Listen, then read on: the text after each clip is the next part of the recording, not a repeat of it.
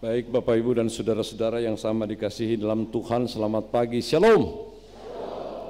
Anak-anak sekolah minggu, anak TK yang ada di luar sana, Shalom. Loh, kok ada orang tuanya? Sekali lagi ya, semua anak-anak ya, anak-anak sekolah minggu dan juga anak TK yang ada di samping kanan, sayap kanan, Shalom. Ini Bapak Ibu dan saudara-saudara, ini memang kebahagiaan tersendiri bagi kita dalam pelayanan, di dalam jemaat, di dalam persekutuan umat Tuhan, ketika satu-satu kali kita bersama dengan anak-anak kita. Mengapa demikian? Karena kalau kita saja sebagai orang tua dan orang dewasa yang beribadah seperti ini dan tidak pernah bersama dengan anak-anak kita, termasuk resiko di mana kita terganggu, di mana kita seringkali kuping kita rasanya tidak enak dengan kehadiran anak-anak kita. Ini sepertinya memang harus dibiasakan. Mengapa? Karena pemahaman umat Tuhan itu bukan hanya terdiri dari orang dewasa dan orang tua. Umat Tuhan itu adalah kumpulan dari semua orang, dari yang kecil, yang remaja, yang pemuda, yang orang tua, bersama-sama dengan bagian dan gayanya sendiri, cara hidupnya sendiri untuk memuliakan Tuhan. Jadi termasuk mungkin ada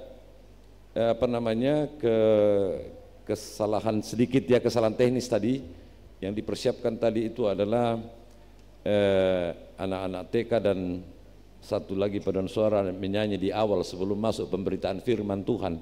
Tapi saya kemudian menggumuli selama firman Tuhan dibacakan tadi, saya bilang ya mungkin ini juga situasi yang kemudian kita tidak bisa batasi, dan itu terjadi begitu saja, kita serahkan saja bahwa dari semua kekurangan dan keterbatasan kita pasti selalu ada pekerjaan Tuhan untuk memberikan kepada kita yang lebih baik.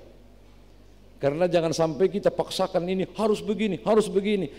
Kuasa Roh Kudus kita batasi untuk semua kelemahan dan keterbatasan kita. Jadi mari kita mendengar firman Tuhan saja, nanti sesudah itu kita juga mendengar puji-pujian yang akan dibawakan oleh beberapa kelompok, dan pastinya selalu ada pelajaran tentang bagaimana kita memuliakan Tuhan dari bagian-bagian itu. Amin. Nah, saudara, ada satu hal penting yang dikatakan oleh Rasul Paulus untuk menjawab pertanyaan besar orang-orang Korintus pada saat itu. Pertanyaan orang Korintus ini juga mewakili pertanyaan banyak orang Kristen, banyak orang percaya zaman sekarang ini. Pertanyaannya begini: bagaimana keadaan kita sesudah mati? Saudara-saudara, saya kasih kesempatan untuk berpikir sejenak. Bagaimana keadaan kita? Bagaimana situasi kita sesudah kita mati? Banyak orang Kristen kemudian mengatakan dengan jawaban yang sepertinya beriman sekali, dengan mengatakan, oh saya dapat kepastian di dalam diri Yesus. Bukannya saya salahkan pendapat dan pikiran seperti itu, bukan. Itu sudah memang harus begitu. Tapi menuju ke sana ini yang penting.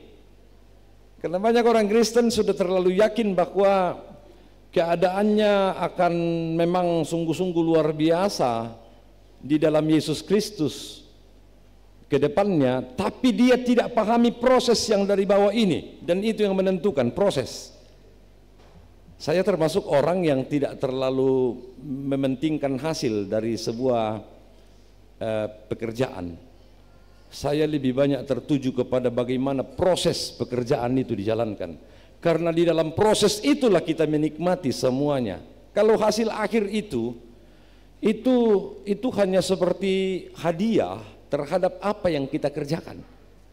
Tapi proses ini yang menentukan. Di proses inilah kita jatuh bangun. Di proses inilah kita banyak berkorban. Di proses inilah kita akan merasakan banyaknya sakitnya kita sebagai orang yang menjalani pekerjaan itu.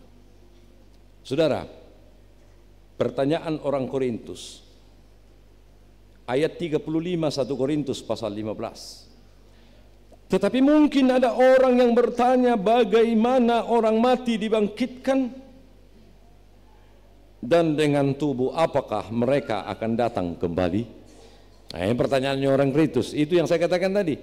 Sama seperti banyak pertanyaan kita semua hari ini. Pastinya juga karena ini bayang-bayang terus, ini bayang-bayang gelap juga ini dalam hidup kita. Mbanoka kematian ada kok. Ya miyakaya tu kematian betul-betul seperti ini seperti itu mataku miki mati. Padahal nangala lulakonasang gitu. Saudara-saudara, Rasul Paulus pada akhirnya menjawab bagian ini. Saya pikir bagian ini, saudara, adalah bagian penting Rasul Paulus untuk masuk menjelaskan sesuatu yang merupakan inti dari pengajaran iman Kristen. Dari bagian ini, saudara-saudara, kita melihat bahwa Rasul Paulus menekankan dengan begitu baiknya keadaan sesudah kematian orang percaya. Dikatakan oleh Rasul Paulus tadi, tubuh kita sesudah tubuh sementara yang kita pakai untuk menjalani kehidupan sekarang ini tidak sama lagi. Ya, kalau tubuh kita yang sementara sekarang ini kita pakai untuk hidup, ya tubuh seperti ini ya, bisa sakit, bisa bergumul, bisa hancur, bisa apapun terjadi. Tapi menurut Rasul Paulus, tubuh yang nanti diberikan kepada kita itu lain betul. Satu ya. Yang kedua, keadaan kita sepanjang kita masih hidup di tengah-tengah dunia ini sebagai orang percaya, itu berhadapan dengan begitu banyak pergumulan, begitu banyak rintangan, begitu banyak godaan. Tetapi tidak boleh kita katakan bahwa karena kita bergumul, karena kita bermasalah, karena kita sering gagal dalam kehidupan kita, lalu kita menyesali kehidupan yang seperti ini.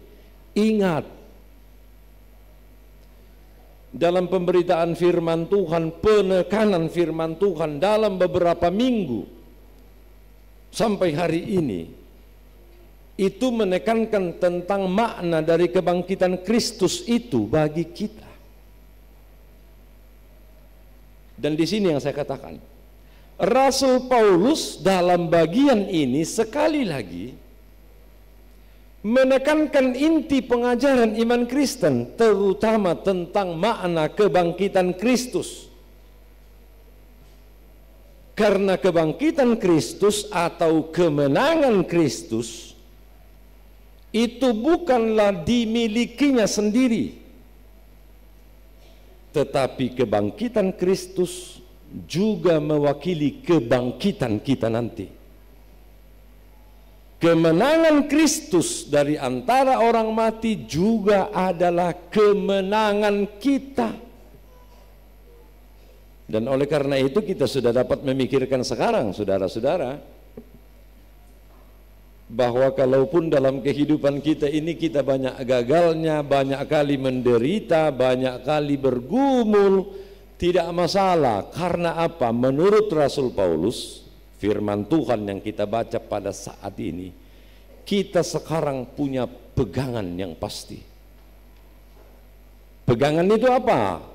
Kehidupan sesudah kematian. Hal-hal yang akan kita alami di masa yang akan datang, yang betul-betul menjadi pokok pemikiran dan pokok pemaknaan kita sementara kita menjalani kehidupan kita di dalam dunia ini. Saya sederhanakan pemahaman ini. Sebagai orang percaya, sebagai orang Kristen, jangan pernah kita menilai dan menetapkan hidup kita yang kita jalani hari ini itu tok. pandangan kehidupan kita sekarang harus kita arahkan ke sana, kepada kejadian yang belum kita alami, kepada masa depan. Dan masa depan itu adalah ketika Yesus Kristus telah bangkit dari antara orang mati, naik ke surga dan mempersiapkan tempat bagi kita. Dan kata Yesus, di tempat di mana aku berada, nantinya pun kamu akan berada di situ. Saudara-saudara, kalau kita tarik bagian itu dari masa depan itu ke sini, itu berarti sekarang ketika kita menjalani kehidupan, kita punya kepastian. Dibandingkan orang yang belum punya kepastian, bagaimana sesudah dia mati? Apa yang akan dialami sesudah dia mati? Orang-orang itu tidak memiliki kepastian. Tapi kita, sekali lagi, kita memiliki kepastian. Dan Tuhan mau supaya kita memiliki kepastian itu sepanjang kita menjalani kehidupan kita di sini. Dalam Injil Lukas yang saya baca tadi dan kita dengarkan bersama-sama, satu bagian penting di sini. Yesus mengatakan sesuatu yang menurut pikiran kita tidak logis, tidak masuk akal.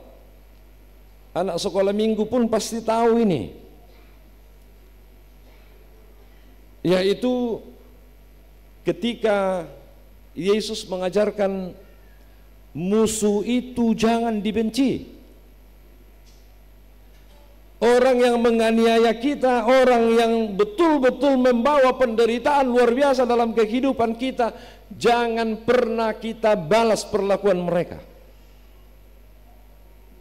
Wah, banyak orang yang sampai hari ini betul-betul tidak memahami bagian ini, sehingga setiap kali hamba Tuhan berkhotbah tentang bagian ini, selalu mendatangi hamba Tuhan itu, lalu mengatakan, pasti mungkin kamu luka Pak Pendeta, tak luka misara tanggalam balas si keden ini.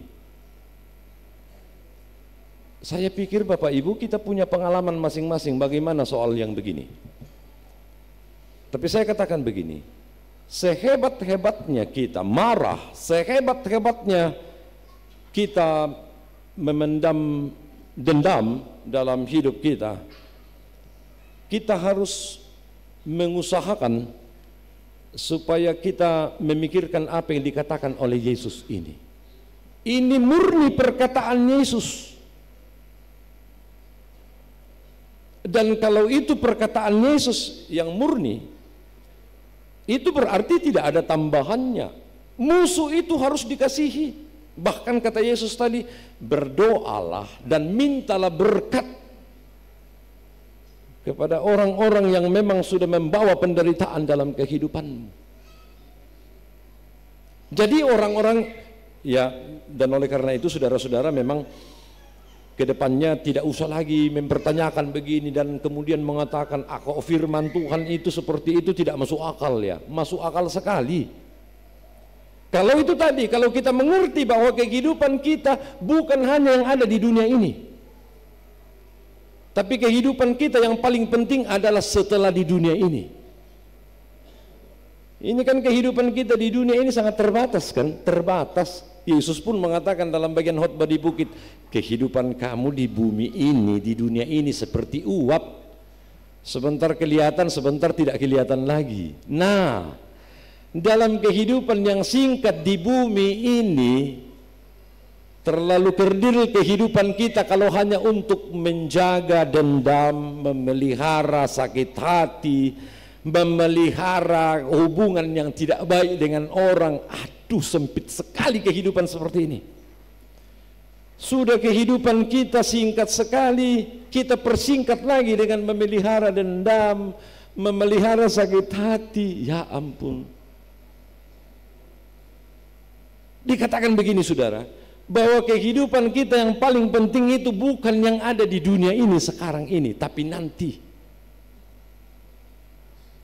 Tapi juga dapat dikatakan bahwa hubungan yang apa yang akan kita alami nanti itu kait mengait dengan apa yang kita lakukan hari ini. Apa yang kita lepaskan hari ini juga akan terlepas di sana.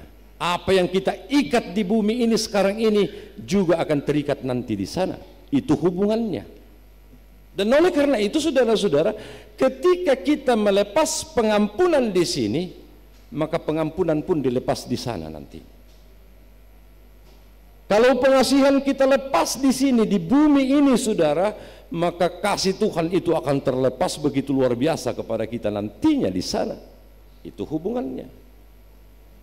Nah saudara-saudara, dengan demikian sebenarnya kita diajarkan dalam bagian ini untuk melihat kehidupan kita yang terbatas ini sebagai sesuatu yang harus kita jalani dengan baik. Karena kita lebih banyak memikirkan apa yang akan kita terima nantinya dari hadapan Tuhan. Sekarang ini situasi kita luar biasa karena kita bersama dengan anak-anak kita untuk hari ini memulai Pekan Anak Gereja Toraja. Dan kebetulan ini juga disiarkan secara live.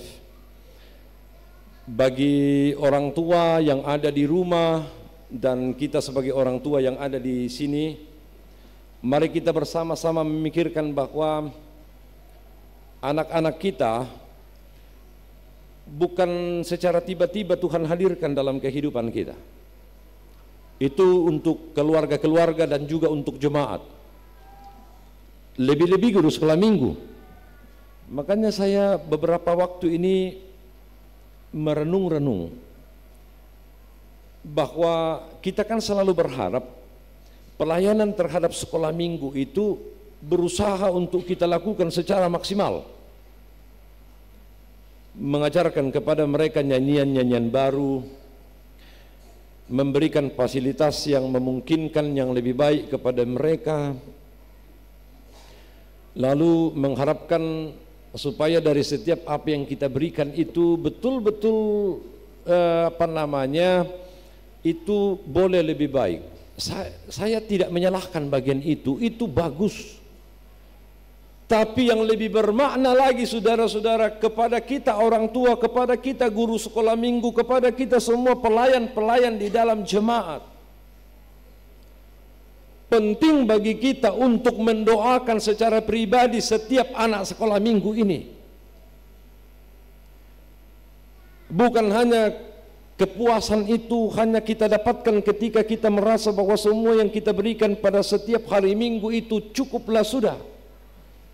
Lalu kemudian kita tidak memperhatikan keseharian dari mereka ini.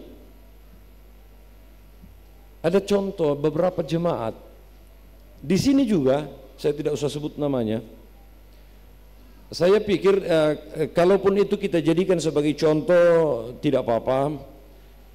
Tapi ada beberapa keluarga yang sudah membiasakan ketika anak-anaknya mau keluar dari rumah, apakah mereka tumpang tangan atau apakah mereka berdoa singkat. Tapi memang kebiasaan ini harus kita biasakan saudara-saudara. Karena kalau tidak ada bagian-bagian seperti ini berusaha untuk kita pikirkan dan lakukan, maka sama sekali sebenarnya Tuhan memberikan kepada kita anak, Tuhan kepada jemaat ini Tuhan memberikan anak sekolah minggu, dan ternyata memang maknanya tidak jelas. Bayangkan anak-anak sekolah minggu yang kecil-kecil seperti ini, juga yang membaca Alkitab tadi, yang berdoa juga tadi, kita kan tidak pernah tahu pergumulan apa yang akan mereka jalani nanti ketika mereka pemuda-pemudi, ketika mereka kuliah, ketika mereka menjalani kehidupan mungkin jauh dari kita dari Makassar ini, kan kita tidak tahu pergumulan mereka. Kita tidak tahu seberat apa hal-hal ancaman-ancaman, godaan-godaan yang akan berlaku kepada mereka. Jangan sampai di masa yang akan datang kita sebagai orang tua hanya pintar menghakimi. Di masa yang akan datang kita hanya pintar sebagai orang tua untuk menyalah-nyalahkan. Sementara dari kecilnya anak-anak ini kita tidak membawa mereka di hati kita. Dari kecilnya kita tidak betul-betul memberikan yang terbaik bagi kita.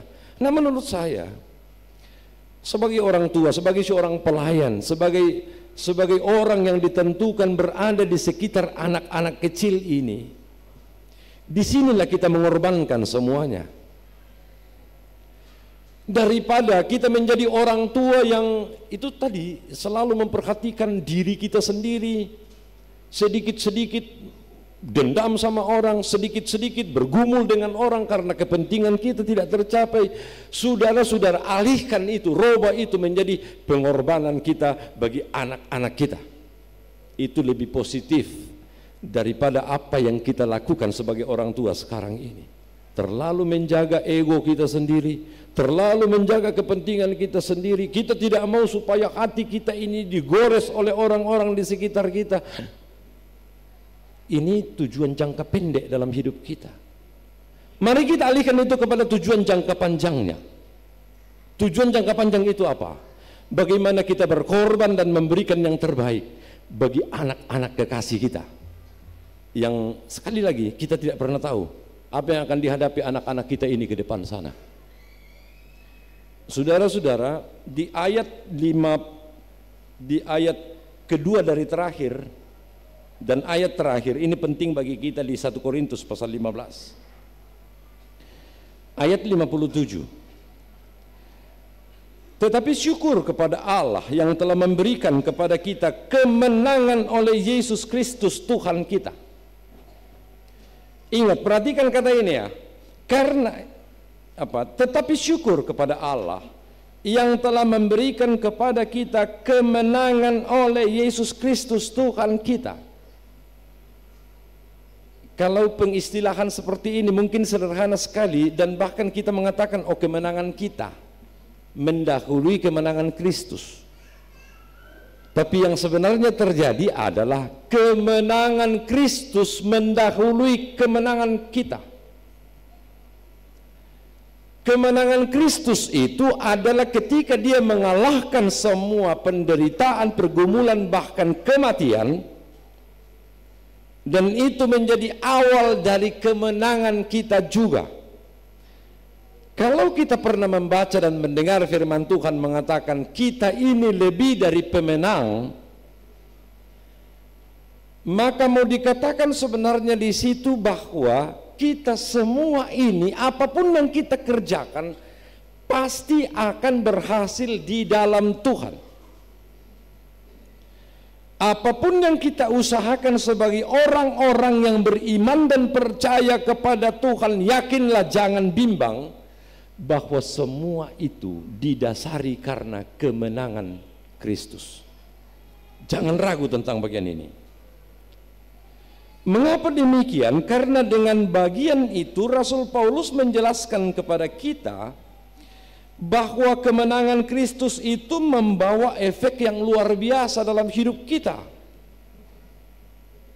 Kalau kemudian makna kemenangan Kristus melalui kebangkitannya dari antara orang mati itu kurang kita pahami, sekali lagi marilah kita tanyakan bahwa ternyata itu dipengaruhi oleh kepentingan sesaat kita. Sekarang ini saudara, ketika kita sebagai orang percaya sakit, berturut-turut sakit, lalu kepentingan sesaat kita, saya mau sembuh. Lalu itu terus yang menjadi isi doa kita kepada Tuhan. Tuhan, saya mau sembuh. Itu Tuhan, saya mau sembuh. Sekarang ini ketika kita tidak punya apa-apa, kebutuhan sesaat kita, kepentingan sesaat kita, saya mau punya apa-apa Tuhan. Masa saya kalah dengan tetangga saya? Dan tetangga saya itu kurang beriman, saya orang beriman. Kepentingan sesaat semua ternyata. Kalau kita katakan hanya yang seperti ini, sama saja kita menganggap Tuhan itu tidak berdaya melakukan apa-apa dalam hidup kita. Tuhan itu lebih besar dari sekedar menyembuhkan kita dari penyakit kita. Tuhan itu lebih besar daripada sekedar mau memberikan sesuatu yang kita butuhkan kepada kita hari ini. Tuhan jauh lebih besar dari itu.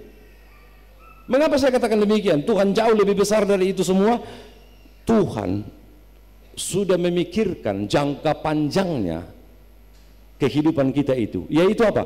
Kehidupan kekal. Dan oleh karena itu saudara-saudara, karena Tuhan telah memikirkan kehidupan jangka panjangnya kita, yaitu kehidupan kekal yang memang telah disiapkan bagi kita, jangan kita menceburkan diri kita hanya dengan berkutat di sekitar kepentingan sesaat, saudara-saudara. Bukan berarti kita tidak membutuhkan kesembuhan, bukan berarti kita tidak membutuhkan kekayaan materi atau apapun yang dimiliki orang lain, bukan. Tapi sesudah kita memiliki kesembuhan, sesudah kita memiliki apapun yang kita sebut sebagai materi, lalu apa? Kan tidak jelas juga.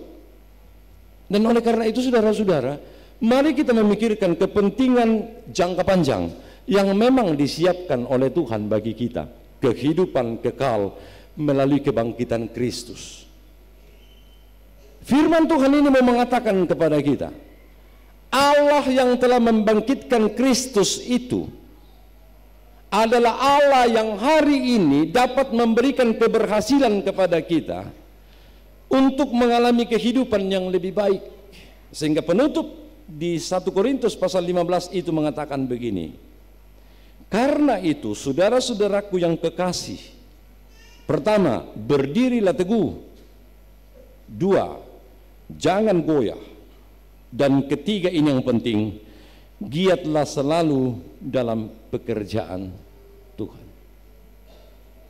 Setelah kita memahami bahwa ternyata keberadaan kehidupan kita ini melampaui kehidupan kita yang ada di bumi, maka diberikan kepada kita kesempatan untuk berdiri teguh, jangan goyah, karena banyak hal yang menggoyahkan dalam kehidupan kita hari ini kan.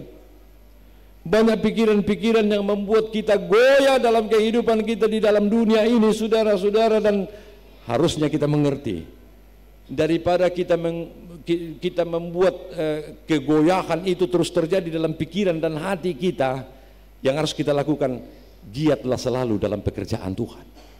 Itu obat, saudara-saudara. Itu bukan sekedar lari dari kenyataan, itu bukan sekedar tidak mau menerima kenyataan, tapi dikatakan giatlah selalu dalam pekerjaan Tuhan. Mengapa? Karena jeripaya kita tidak sia-sia. Jeripaya yang kita lakukan yang tidak pernah sia-sia itu adalah ketika kita betul-betul mengerjakan, menjalani kehidupan kita berdasarkan apa yang Tuhan inginkan kepada kita. Jeripaya kita tidak sia-sia. Itu sebuah kepastian. Dan oleh karena itu, mari Bapak Ibu dan saudara-saudara, bersama dengan anak-anak kita yang hadir untuk membuka Pekan Anak Gereja Toraja pada hari ini, termasuk ada salah seorang anak kecil yang akan dibaptis nantinya.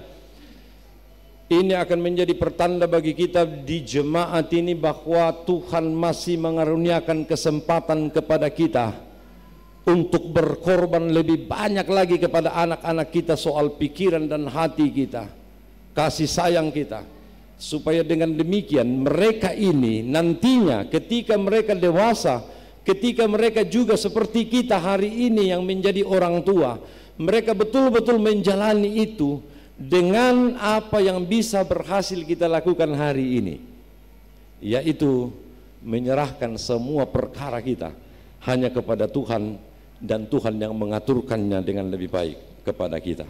Amin. Firman Tuhan.